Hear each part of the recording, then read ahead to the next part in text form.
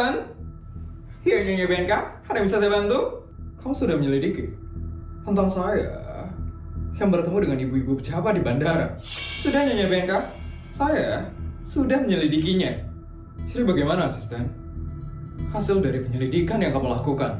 Dari hasil penyelidikan, dari awal mereka hanya pergi bertiga saja di bandara. Tidak ada orang lain yang bersama dengan mereka. Tidak ada, Nyonya BNK. Mereka pergi kemana, asisten? Dari hasil penyelidikan, mereka hanya pergi ke Perancis, Nyonya BNK. Itu kan negara mahal, asisten. Emangnya mereka mampu untuk pergi ke negara itu? Kalau sekelas istri pejabat tingkat kota, itu masih mungkin kok, Nyonya BNK. Terus selama mereka di luar negeri, mereka tidak ada bertemu dengan siapapun. Kalau itu saya kurang tahu, Nyonya BNK. Kenapa kamu bisa nggak tahu, asisten? Karena sistem kita hanya bisa menyelidiki mereka di dalam negeri saja. Kenapa bisa begitu, asisten? Saya adalah istri dari pejabat tertinggi di negara ini. Sekali lagi, di negara ini harusnya kita bisa menyelidiki orang sampai luar negeri. Sayangnya tidak bisa, Nyonya BNK, karena di luar negeri kita membutuhkan izin untuk mengakses CCTV mereka. Ya sudah, berarti tinggal minta izin saja kan, asisten? Tidak segampang itu, Nyonya BNK. Kita tidak bisa mendapatkan izin hanya karena ingin menyelidiki orang biasa. Tapi kita tidak bisa melacak mereka bertemu dengan siapa di luar negeri. Tidak kok, Nyonya BNK. Dari penglihatan saya, mereka hanya pergi bertiga saja, Nyonya BNK. Jadi Nyonya BNK tidak perlu khawatir. Kalau saya berkata sebaliknya, asisten. Saya merasa mereka sudah bersekongkol lagi dengan Isabel. Itu hanya perasaan Nyonya saja. Nyonya tidak perlu khawatir ya. Karena sampai saat ini, saya tidak pernah melihat mereka bertemu dengan Bu Isabel. Ya sudah, asisten. Terima kasih atas informasinya. Pokoknya, saya mau mereka hanya berpihak dengan saya. Pasti, Nyonya BNK, di negara ini, saya bisa mengawasi semua orang. Bagus. Oh iya, gimana anak saya? Dia akan berangkat menuju sekolahnya, Nyonya BNK. Pastikan dia pergi naik mobil bersama sopir. Saya tidak mau lagi ya, asisten. Dia masuk rumah sakit karena jatuh dari motornya. Siap, Nyonya BNK. Gara-gara dia jatuh dari motor waktu ini, rahasia besar saya akan berketahuan, asisten. Jadi jangan sampai dia naik motor lagi setelah ini. Siap, Nyonya BNK. Akan saya pastikan dia diantar oleh ajudan hari ini. Raffi, karena dia dipungut dari orang tua yang sangat miskin, pemikiran dia jadi sangat miskin. Raffi, nakal sekali ya orang itu. Dia itu persis seperti orang miskin. Kalau saja saya bisa hamil dan melahirkan anak saya sendiri, saya pasti tidak akan mengadopsi Raffin yang sangat nakal dan miskin sekali itu. Tapi mau tidak mau saya harus sayang dengan dia. Karena dia, saya jadi tidak diceraikan oleh Suryo. Ya sudah, kamu harus Raffin sekarang ya, asisten. Saya mau mencari Suryo sekarang. Siap, Nyonya BNK. Aku harus minta uang sama Suryo. Untung aja belum ada ajudan. Gue bisa berangkat naik motor sekarang.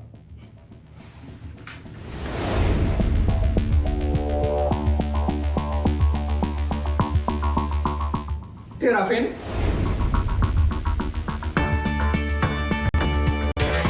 Mau kemana kamu di Raffin? Kamu sekolah lah. Emang kenapa? Nyonya BNK baru saja memberitahu saya kalau di Raffin tidak boleh menggunakan motor ke sekolah. Terus gue harus naik apa, ha? Di Raffin harus diantar dengan ajudan. Gak mau? Gue mau naik motor sendiri ke sekolah. Gue malu kalau harus diantarin sopir ke sana. Tapi ini adalah perintah dari Nyonya BNK di Raffin. Di Raffin tidak boleh naik motor sendiri ke sekolah. Lo siapa, ha? Ngatur-ngatur gue? Gue adalah anak dari pejabat tertinggi di negara ini. Sekali lagi, di negara ini. Jadi lo jangan sok-sokan ngatur-ngatur gue. Di Raffin, tapi ini perintah. Di Raffin harus menurut dengan perintah Nyonya BNK. Lo itu mana asisten? Bawahan keluarga gue. Jadi lo nggak usah ngatur-ngatur gue. Di Raffin, tapi ini. Gue udah bilang dari tadi, kalau gue adalah anak dari pejabat tertinggi di negara ini. Sekali lagi, di negara ini. Jadi lo jangan ngatur-ngatur gue ya. Karena gue adalah anak kesayangan bapak gue. Lo itu cuma orang yang digaji sama bapak gue. Jadi lo jangan macam-macam sama gue. Asisten doang belagu banget sih. Kau diri dong menjadi orang. Berani-beraninya ya ngatur anak pejabat tertinggi di negara ini. Anak doang belagu banget.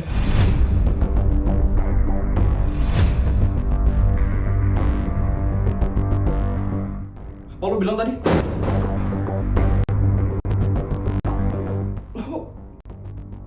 Lo tadi bilang gue enak apa? Gak mungkin kan? Di Raffin dengar. Tadi lo aku ngomongnya pelan banget. Lo tadi bilang gue enak apa? Saya tidak ada ngomong apa-apa di Raffin. Terserah di Raffin ya, mau nanya apa? Saya akan laporkan ini ke Nyonya Bianca. Permisi. Asisten! Asisten! Apa sih orang itu? Udahlah, gue harus berangkat sekolah sekarang.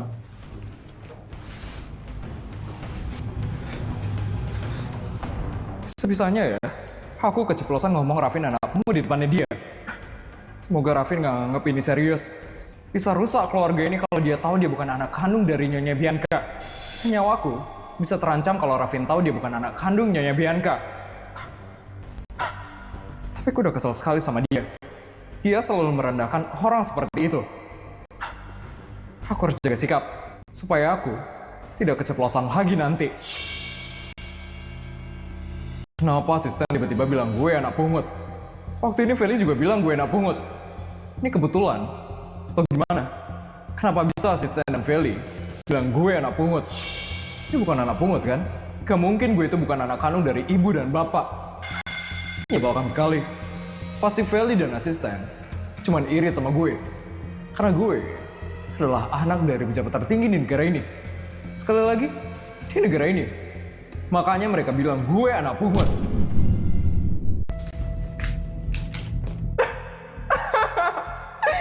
Dapat uang lagi dari Tante Bianca.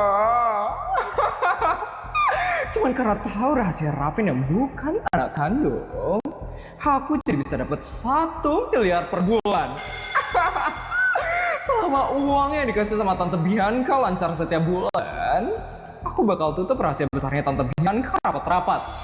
Tapi kalau aku udah gak dikasih uang lagi sama Tante Bianca, lihat nanti aja deh.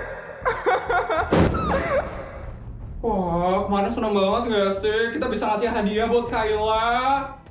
Iya, semoga Kayla suka ya sama hadiah dari kita. Pasti seneng lah. Kayla kan suka banget sama barang-barang warna pink. Kayla, mereka ngasih hadiah ke Kayla. Hei Sultan Abal-Abal.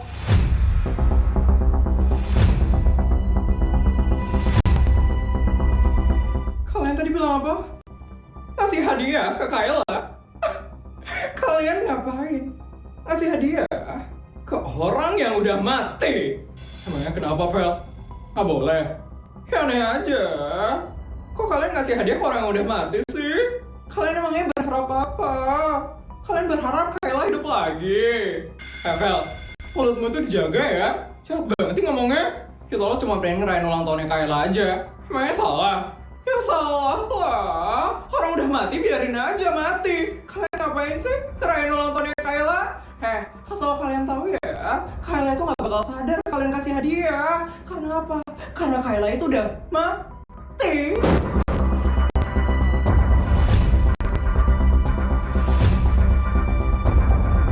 Bodoh banget sih kalian. Kok orang mati dirayain sih? Oh iya, kan Sultan Abal-Abal soalnya. Pantesan ya. Bodoh. Vel, kali ini aku marah banget sama kamu. Kamu bener-bener jahat banget ya ngomongnya. Iya, Vel. Orang meninggal itu harusnya didoain. Kok kamu malah ngomongnya kayak gitu sih? Aku punya empati banget. Biarin. Daripada kalian gak punya otak. Udah teman-teman, yuk kita pergi aja dari sini. Biarin Feli kena karmanya nanti.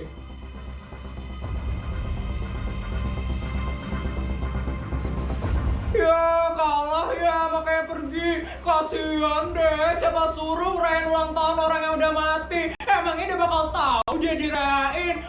kasihan deh, langsung pergi, ngerasa kalah ya.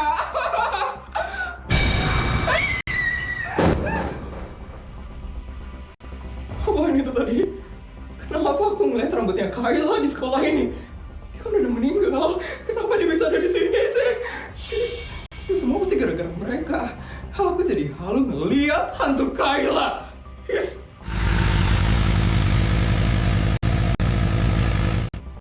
Terus siapa tuh?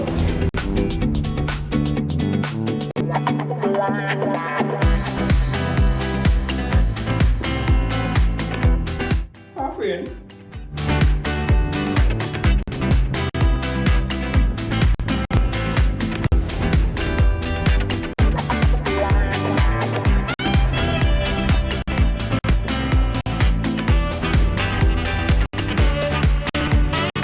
Lo ngapain ngeliatin gue kayak gitu? Suka lo sama gue? Yes, apa lo bilang? Suka? Yes, mana ada gue suka sama orang kayak lo? Udahlah, bilang aja kalau emang lo suka sama gue. Yes, nggak ada ya, Vin. Lo nggak usah kegeeran kayak gitu. Bohong. Vin! Yes, keren banget ya si Vin itu.